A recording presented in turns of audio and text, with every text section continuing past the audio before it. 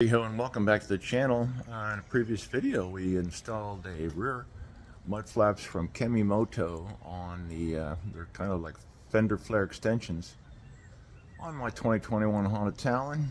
They worked well, they looked well, but I'll show you what we got going. The fronts are still slinging.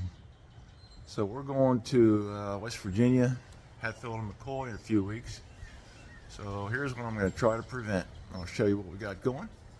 Yeah, we took it out yesterday and had some muddy puddles, a lot of wet grass type marsh area. Well, wasn't too bad, but it's still slung up inside the cab, and the front has minimal mud flap protection. So yeah, we're gonna work on that too. See if we can get that all installed. The new mud flaps are these unusual shape that tuck and mold in there, and in between screws and push pins they will fit in there, and we'll have to figure all that out. There is another gentleman on here that's got a video of these. Here it is out of the bag finally. Yeah, it's an unusual shape. So we're gonna see if we can figure out any shortcuts and get these on. So I started with drill one hole using the fender flare extension as a template right there. And now this has to fit in too, so I recommend jumping down to this portion next. Drill one more hole, and then nothing's going to move after that. You'll have to live with what you got. Number one, I did number two. Now nothing can move, so you still work your way around, get all these in. I may have to take this tire off to get back in here, but that's where she's going to be here, and then you'll have some flexibility up here when you get to that point, but do your push pins first. Got 1, 2, 3, 4, 5, 6, 7, 8, 9, 10, 11. That's a few. Number two lines up with the factory pinhole and push pin fasteners, so I guess that would have been a good place to start because it's lined right up. So we're going to put that in next. We pulled it out from behind. Now we're going to put it back at that little triangle. Few more in. They are a 9/32 hole. Is quite tight. I've been forcing them in with my little pry tool that removes them, and yeah, they snap tight, so they ain't coming back out. I guess we could use a little dish soap. I'm gonna have to pull the tire for these two here maybe, and then these are actually take the screws, and this is adjustable in and out however you want it. Screws and spacers, which are in this little baggie.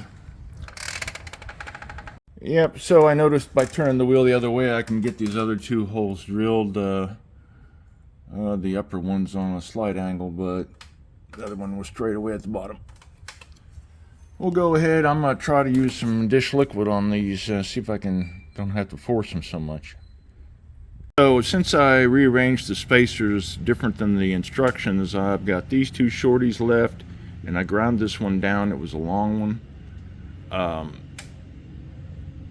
And I'm gonna put these two shorties forward, and then this in the third position on both sides. As you can see, still barely got enough on there to grab that nut. That screw's a little short.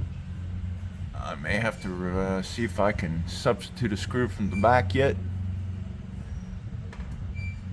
This on the other side, that this is the one that will match up with existing hole in the flap, and then we can index in this triangle and this whateverzoid there and go from there. I'll pull this out. So again, that's the starting point, and we just make sure these two areas are nice and tucked in.